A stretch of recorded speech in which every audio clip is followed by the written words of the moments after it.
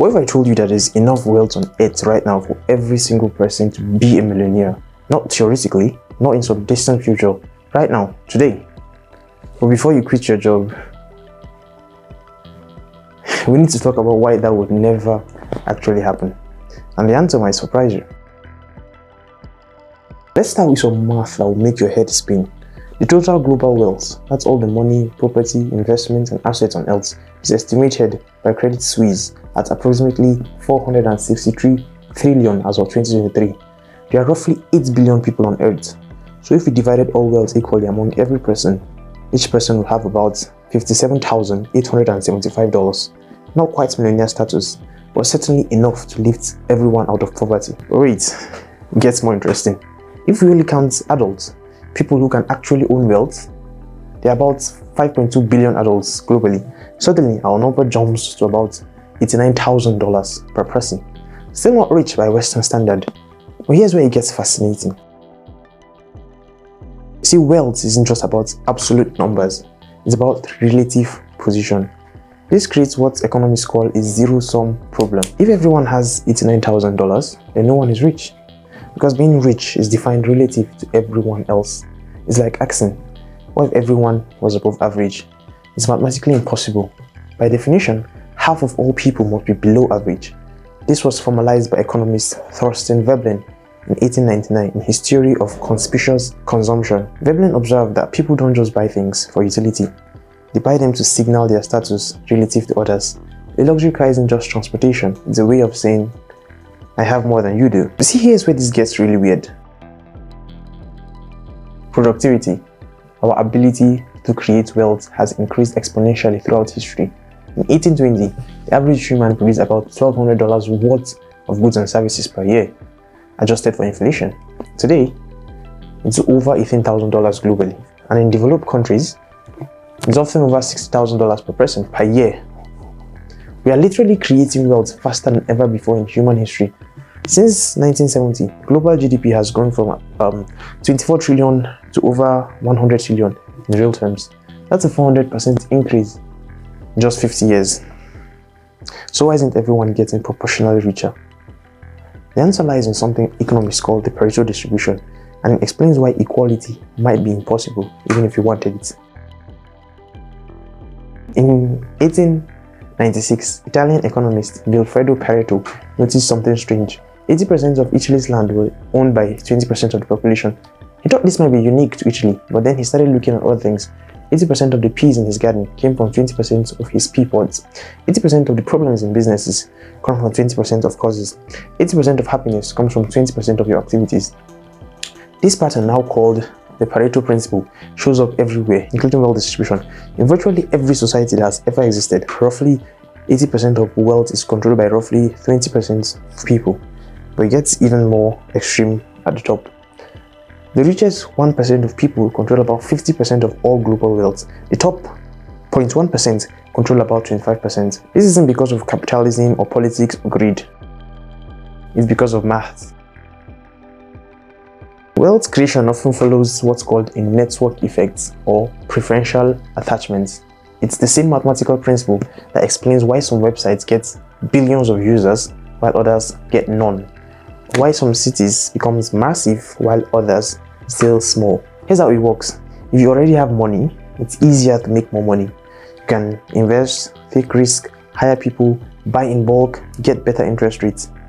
Each advantage compounds, creating an exponential rather than linear growth pattern. This is why economics Thomas Piketty found out throughout history the rate of return on capital consistently exceeds the rate of economic growth. In simple terms, money makes money faster than work makes money. It's not a conspiracy, it's mathematics. But here's something that might blow your mind. Most of what we consider wealth today did not even exist 100 years ago. Air travel, invented in 1903. Antibiotics, 1928. Television, 1927.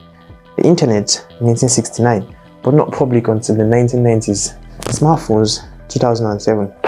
The total wealth of humanity has expanded dramatically, not just by redistributing existing resources, but by creating entirely new forms of value that never existed before. Economist Julian Simon called this the ultimate resource human creativity and problem-solving ability. Each time we invent something new, we expand the total pie rather than fighting over existing slices.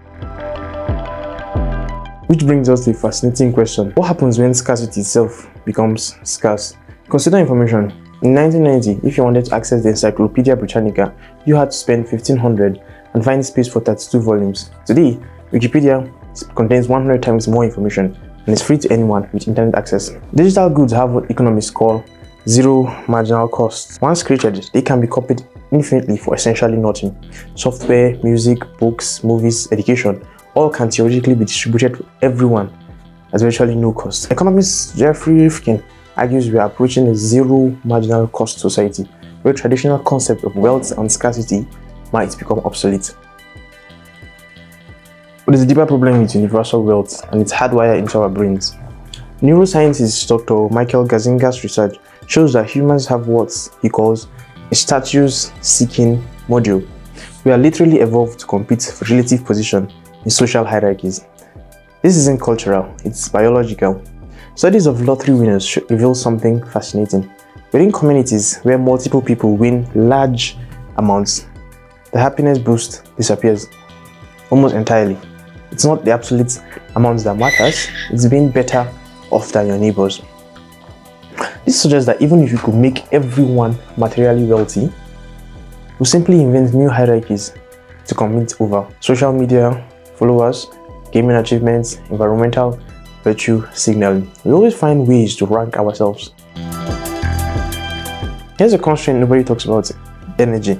If everyone on Earth consumed energy at the rate of the average American, we'll need the equivalent of 5 planets Earth to support our lifestyle. The average American uses about 80,000 kilowatt hours per year. The global average is about 23,000. True wealth, as we currently define it, requires energy consumption. Private jets, heated pools, large homes, frequent travel. Those aren't status symbols, they're energy-intensive activities that physically cannot be universalized with the current technology. This creates what economists call a thermodynamic constraint on wealth distribution. But what if we could solve the energy problem? What if automation and AI could produce abundance so efficiently that everyone could live like today's wealthy? Here's the paradox. The more we automate production, the less human labor is needed. If machines can do everything, then human work becomes worthless. But if human work is worthless, how do people earn money to buy what the machine produces? Economist John Maynard Keynes called this technological unemployment. We're already in industries from manufacturing to journalism to transportation. Some propose universal basic income as a solution, but that raises a fundamental question. In a world where machine produces everything, what determines who gets what? So could everyone be rich? Mathematically, we have enough resources today to eliminate poverty globally. The UN estimates it will cost about $125 billion per year to end extreme poverty worldwide. That's less than Americans spend on video games and coffee combined. Practically, the constraints are energy, environment, and mathematics. Through material wealth, for everyone require resources we don't have and create hierarchies we can't avoid. Biologically, our brains are wired to seek relative advantage, not absolute abundance. Even in post-scarcity scenarios, we will likely create new forms of inequality. But here's the twist: maybe you are asking the wrong question. Instead of could everyone be rich, perhaps we should ask, could everyone have enough? And the answer to that question is yes. We just haven't figured out how to want it yet.